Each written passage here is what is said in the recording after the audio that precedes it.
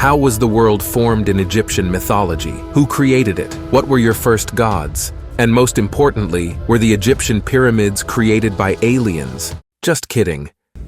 I suspect conspiracy.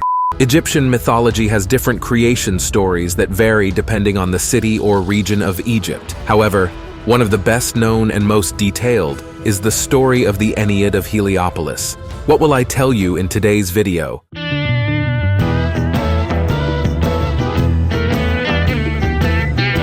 In the vast void that preceded existence as we know it, all was silence and infinity. This void, an ocean of darkness and possibility, was known as Nun. The waters of the Nun were not simply water in the physical sense, they were the ethereal essences of primordial chaos, a realm without form or structure, where time and space still had no meaning. Within this abyss, the potential of life churned and writhed, waiting for the right moment to manifest. Although the Nun was a place of disorder, it contained within itself the spark of creation, the germ of all that was meant to be.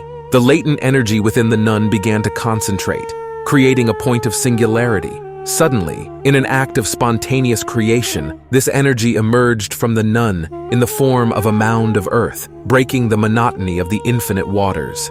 This mound, the first earthly mass, was called Benben. It was a symbol of rebirth, of the victory of existence over non-being. The Benben was not just a mound of earth.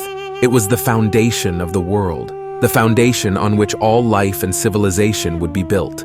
The emergence of Benben was the first step in the great work of creation. It marked the beginning of a new order and the end of the reign of chaos. From this primordial mountain, the gods would begin to be born, and the history of the Egyptian universe would unfold.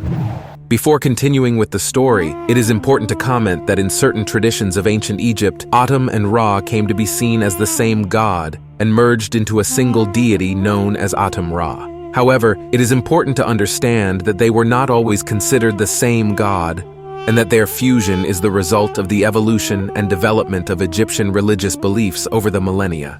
With the appearance of Benben, the primordial mountain, the stage was set for the rise of the first god. At that critical moment, from the top of the mound, Atum emerged, representing the very essence of creation and being. Atum was a singular entity. Unlike other gods who would come later, he carried within himself both male and female characteristics.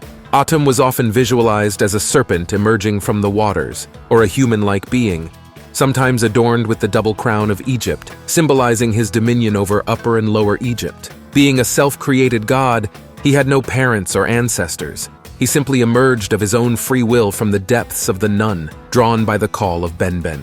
Once established above Benben, Atum felt the need to fill the void around him with life. But instead of looking for outside company, he turned to himself. In a demonstration of his self-contained power, he created the first gods in a peculiar and unique way. By coughing, he gave life to Shu, the god of air, and by sneezing, he created Tefnut, the goddess of moisture. These acts symbolize the spontaneous power of Atum and the intrinsically connected nature of the first gods with their creator. Shu and Tefnut, born of Atum, represented fundamental elements for life. While Shu separated and ordered, bringing the breeze and atmosphere, Tefnut brought the vitality of water and dew. Together, they would establish the beginning of order, counteracting the initial chaos of the Nun and paving the way for the creation of other gods and the entire Egyptian cosmos. The birth of Shu and Tefnut marked a turning point in the history of creation. These two gods, direct children of Atum, represented vital elements. Shu was the god of air, symbolizing space, separation, and order, while Tefnut, the goddess of humidity, personified water and vitality, two essential components for life. Out of innate curiosity, Shu and Tefnut decided to explore the vast ocean of Nun that surrounded them. However, upon immersing themselves in these primordial waters, the couple became lost in the immensity of chaos. Atum, distraught and concerned for the safety of his children, began an intense search. During this time, the universe was left in a state of despair and longing. The absence of Shu and Tefnut, the pillars of order and vitality, left Atum feeling alone and vulnerable. It was in this state of worry and anxiety that the Eye of Atum was said to have been sent to search for the lost gods, sailing through the dark waters of the Nun. Finally, the Eye of Atum found Shu and Tefnut and brought them back to his father's presence. In that emotional reunion, Autumn, relieved and overwhelmed with emotion, shed tears of joy. These tears, charged with the divine essence of Atum, fell on Mount Benben, and upon touching its sacred soil, gave life to the first human beings. These beings, born from the purest and most genuine emotion of a god, became the bridge between the divine and the earthly. Through them, Autumn felt and experienced the world that was beginning to form, and with his presence the history of humanity and his special connection with the gods began to take shape. Shu and Tefnut fathered two sons, Nut, heaven, and Geb, earth. With the birth of Nut and Geb, the creation process became even more complex. These two beings symbolized the two fundamental forces of the cosmos, heaven and earth. In their early days, their union was so intense that they were inseparably intertwined in a passionate embrace, embodying the primordial union between heaven and earth, an image that reflected the intimate relationship between the two domains. However, this union did not allow the flourishing of life or movement, since the space between them was non-existent. The world needed an in-between space, an atmosphere where life could thrive and develop. Recognizing the need to intervene, Shu, the god of air and father of both, intervened to separate Nut and Geb. With divine strength and unwavering determination, Shu positioned himself between his children, elevating Nut above him, thus creating the vast, starry firmament that covered the world. On the other hand, Geb was planted firmly under his feet, establishing the solid ground that would become the home of many creatures and human beings. This intervention not only created the atmosphere, the living space between heaven and earth, but also established order in the cosmos. With Nut and Geb in their respective places, the world acquired a defined structure: the sky above, the earth below, and between them, the air that allows life and movement. By the way, despite being thousands of kilometers away, this fragment of history is very similar to the video we took of the Maori creation in New Zealand or Hawaiian mythology. If you want to see how they look alike, I recommend that you stop by the channel and take a look at them. Furthermore, the separation of Nut and Geb had other symbolic consequences. They represented the eternal cycle of life and death, day and night, and the balance between opposites. Nut, with her starry cloak, swallowed the sun each night, giving way to darkness, and gave birth to it each morning, bringing a new day. Meanwhile, Geb, as Lord of the Earth, ruled everything below, from the depths of the underworld to the highest mountains. Together, and despite their separation, they maintained the balance of the universe, a testament to the ingenuity and vision of the Egyptian gods. Although Shu had separated Nut, the goddess of the starry sky, from Geb, the god of the fertile land, their love and connection were eternal. The stories say that each night, Nut leaned towards Geb to join in a short-lived embrace, and from their union 4 gods were born who would play crucial roles in Egyptian mythology and religion. The most important gods of Egypt. Osiris. Osiris, with green or black skin, symbolizing regeneration and eternal life, is one of the most intriguing and enduring figures in Egyptian mythology. His story is one of the earliest death and resurrection narratives, and his influence spanned millennia. Osiris was the first pharaoh, the firstborn of Nut and Geb. He was the first to rule Egypt. During his reign, he introduced agriculture, laws, and religion. Before his arrival, the Egyptians lived in scattered tribes, in constant conflict with each other. Osiris taught them how to cultivate the land, gave them laws to live in peace, and introduced them to the first religious ceremonies. It was a time of great prosperity and peace. However, not everyone was happy with Osiris's reign. His brother Seth, the god of storm and chaos, grew jealous of his popularity and plotted his death. By trickery, Seth traps Osiris in a coffin, which he throws into the Nile. Isis, Osiris's devoted wife, desperately searches for the body of her husband, and with the help of Nephus, finally finds it in distant lands. But the story does not end here. Seth, upon discovering that the body has been found, dismembers it and scatters the pieces of it throughout Egypt. Isis once again embarks on a mission to recover every fragment of Osiris's dismembered body. With the help of her magic, that of Anubis and other gods, she manages to restore Osiris, although not completely. He is resurrected long enough to conceive a son, Horus, but he cannot return to the world of the living. Instead, he takes on a new role as the Lord of Duat, the Egyptian underworld, where he judges the souls of the deceased. Isis. Isis is one of the most revered and multifaceted deities in the Egyptian pantheon. With her numerous attributes and powers, she has transcended the borders of Egypt and has been worshipped in different cultures throughout time. Daughter of Nut and Geb, Isis belongs to the divine generation following creation. From the beginning, she was intrinsically linked to her brother Osiris, both being the representation of harmony and order in the world. Isis's skill in magic is legendary. She is not only known for her healing and protective spells, but also for her resourcefulness and determination.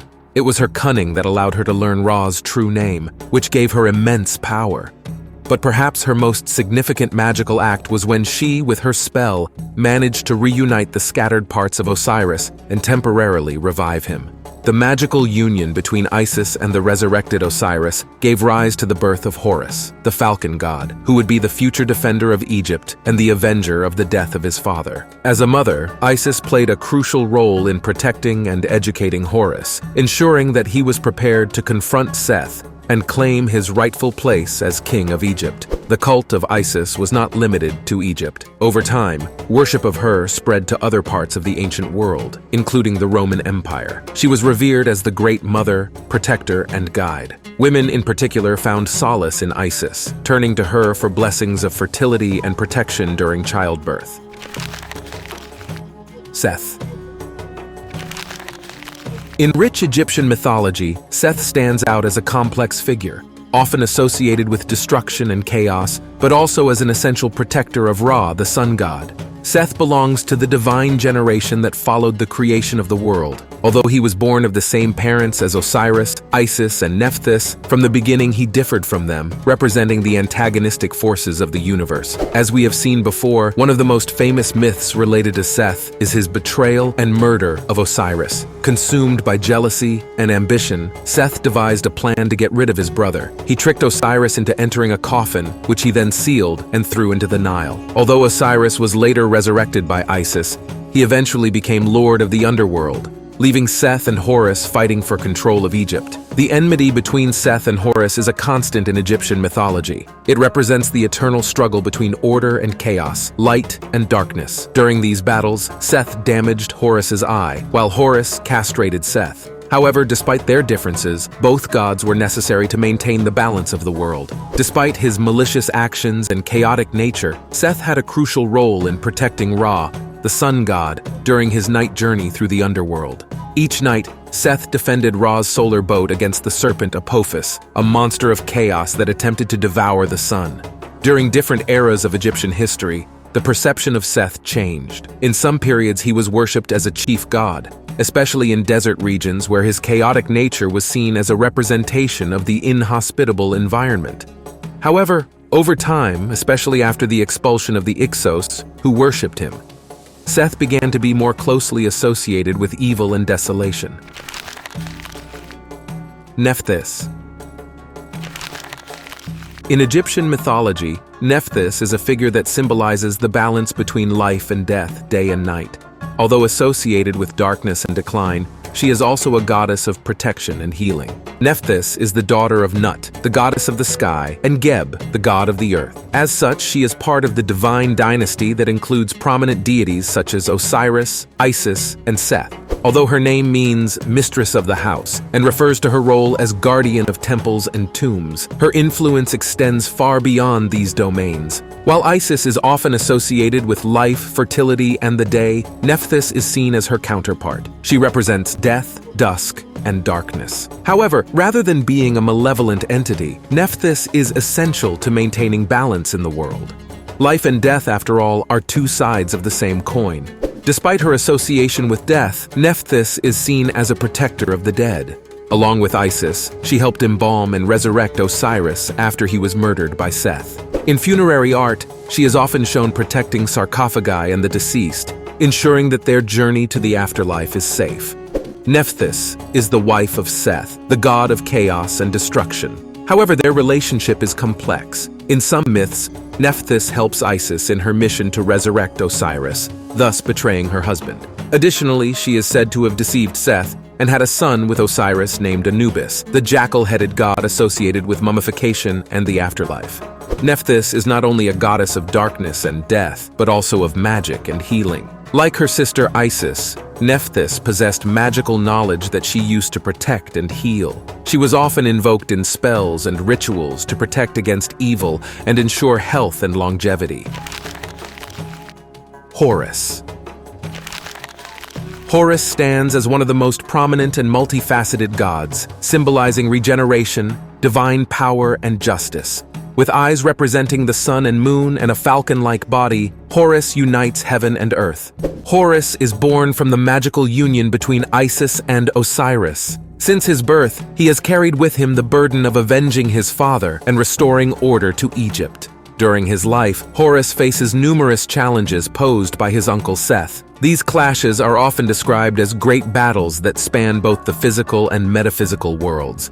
In one of the most famous episodes, Seth seriously wounds Horus in the eye, but Thoth, the god of wisdom, heals him. This Eye of Horus later becomes a powerful symbol of protection and healing in Egyptian culture. Horus is intrinsically linked to the pharaonic institution. He is considered the prototype of the pharaoh, and each pharaoh, upon assuming the throne, becomes the living incarnation of Horus. Through this association, the legitimacy and divine power of the pharaoh is confirmed. Throughout Egyptian history, Horus has manifested in various forms and assumed various roles. There is Harpocrates, the infant Horus, often depicted being nursed by his mother Isis. There is also Horus Baidadi, associated with the sun and represented as a falcon on the solar disk. The cult of Horus spread throughout Egypt, but the main center of worship of him was in the city of Edfu, where the Temple of Edfu stands as a monument to his deeds and power. Of course, there are still many gods to know about Egyptian mythology. If you want me to bring them in a new video, you have to support me so that this one is successful. Share this video with your friends and tell them to comment. That helps me a lot.